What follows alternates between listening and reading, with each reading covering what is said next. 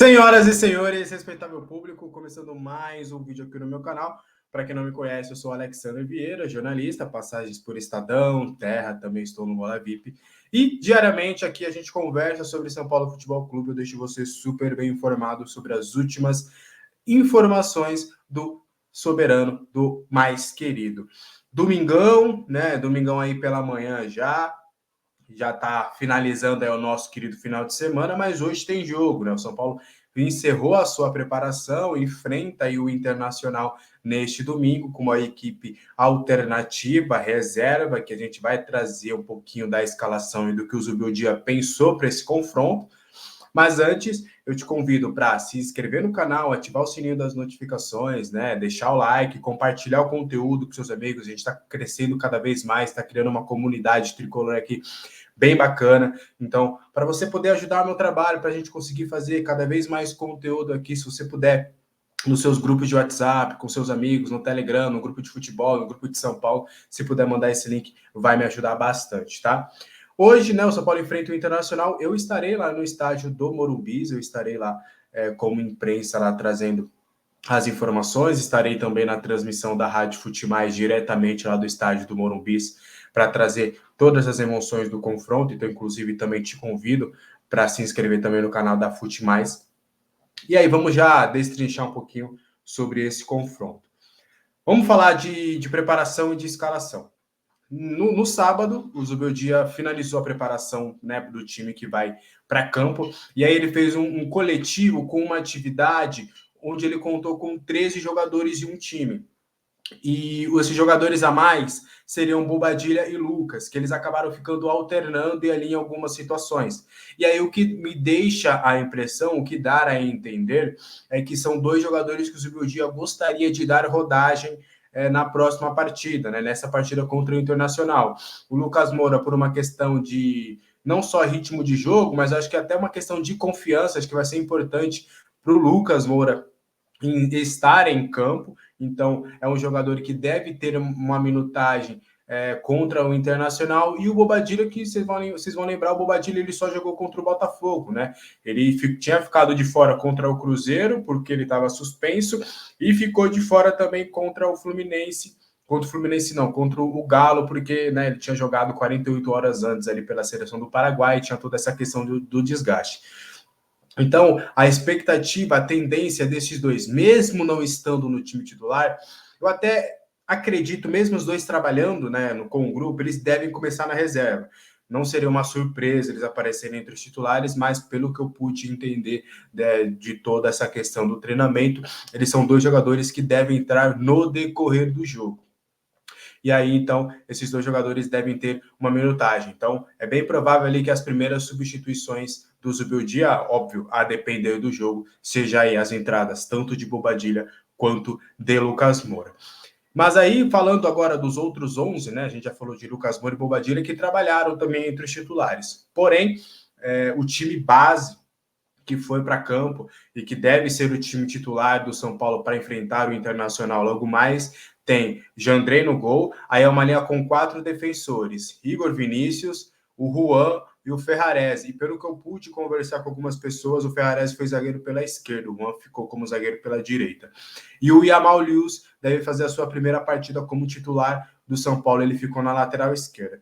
O meio campo foi com Santi e Marcos Antônio, e o Luciano jogando ali como um segundo atacante, um meia, um camisa 10, enfim, eu deixo essa questão de posicionamento para vocês, mas ele atuou ali atrás do centroavante. Do lado direito jogou o Eric, do lado esquerdo treinou o Michel Araújo já avançado, né, ele que vinha jogando de lateral e de ala. Nessa formação ele atuou como um meia aberto pela esquerda mesmo, acho que até um cenário parecido que ele entrou contra o Botafogo, e lá na frente o André Silva foi o centroavante. E aí eu conversei, pude entender também com algumas pessoas, é que a expectativa também é de não só alguns titulares ficarem no banco, como alguns deles também sequer estarem entre os relacionados, tá? O Zubeldia, ele vai trabalhar com algumas questões específicas. Por exemplo, o Lucas e o Bobadilha, ele entende que precisa de uma minutagem, então ele vai colocar para jogo. Vai colocar no banco. O Wellington, por exemplo, ele não vai ter um reserva, né? O Michel Araújo já vai entrar em campo. As duas opções que ele tem para a lateral esquerda já estarão em campo. Então ele vai colocar o Wellington ali no banco para o Wellington, né, fazer ali uma emergência, né? Acontecer alguma coisa, ele pode acabar colocando o Wellington. Dos três zagueiros, Sabino, Alan Franco e Arboleda, um deles pelo menos deve realmente não estar nem sequer relacionado para essa partida. Então são algumas situações ali que o Zubildia já está trabalhando nesse confronto contra o Internacional, mas que ele também já está projetando o confronto contra o Botafogo. Tá bom? Então, o São Paulo vai realmente com os reservas para essa partida. A expectativa do São Paulo, mesmo com os reservas, é de conquistar os 3 pontos. O São Paulo é o quinto colocado com 44 pontos. Tem uma expectativa bem interessante de entrar no G4 já nesta rodada. Então, por mais que a cabeça esteja lá focada 100% no Botafogo, o São Paulo entende que mesmo com os reservas, eles são totalmente capazes de conseguir uma vitória com o Internacional, que vem bem, veio de uma ótima sequência. O Roger Machado finalmente deu liga aí nesse time do Internacional, mas que mesmo com as reservas, atuando em casa, o São Paulo acredita que vai ter totais condições aí de conquistar esses 3 pontos que prometem ser muito importantes para a sequência da temporada. Beleza? Então, acho que a gente já esmiuçou um pouquinho dessa provável escalação. Eu só quero repercutir, na verdade, uma informação dada pelo GE, que vamos falar sobre bastidores de Sabino, né? Agora ele deu essa volta por cima no São Paulo, né? Ele chegou bem contestado e agora muitos acreditam que ele hoje é um titular e acho que ele é um consenso, né? Por mais que você pode ter uma ou outra questão com o Sabino, mas ignorar que hoje ele é um jogador útil e que pode realmente brigar por uma titularidade independente do esquema tático adotado pelo Zubildia, isso é um fato. Ele conquistou isso dentro de campo, ele correspondeu dentro de campo. Vamos trazer alguns bastidores? Quem indicou a contratação do Sabino foi o Muricy. O Muricy já conhecia o Sabino lá dos tempos de Santos, né? Era um jogador que ele já tinha proximidade. E lá por volta de março de 2024, quando o São Paulo estava naquela saga, vocês vão lembrar, sempre aquela saga do zagueiro canhoto para substituir o Beraldo, e que o São Paulo não conseguiu encontrar no mercado e tudo. E aí surgiu essa oportunidade do Sabino. Na época, ele tinha chegado, né, a um acordo de rescisão com o Sport, porque ele estava passando por alguns problemas físicos, né? Aos 27 anos, ele tinha acabado de passar por uma cirurgia, era um dos principais salários do elenco, porque o Sabino estava lá no Sport, desde que o Sport estava na primeira divisão, e quando caiu, ele continuou com os salários, então tinha toda essa questão. E aí o São Paulo foi entender, né, com o aporte do Muricy, o São Paulo falou, poxa, vamos entender melhor essa situação para ver como é que está essa questão, né? O Muricy, pô, mas ele está voltando de lesão, vamos lá ver, vamos dar uma conferida.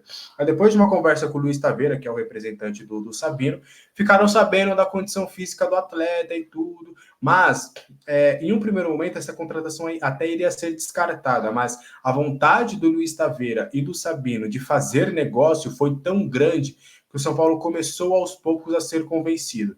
E aí que foi entrando valores financeiros, sabe, não foi uma negociação comum, justamente porque tinha esse histórico, tinha até esses problemas físicos e até de peso que a gente vai tratar daqui a pouco.